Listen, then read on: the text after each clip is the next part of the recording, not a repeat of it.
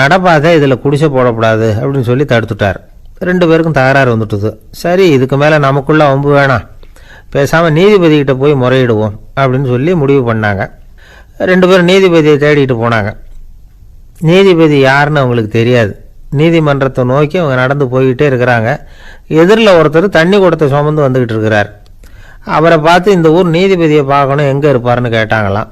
நான் தான் நீதிபதி, உங்களுக்குள்ள என்ன பிரச்சனை என்கிட்ட சொல்லுங்க அப்படின்னாராம் அவர்.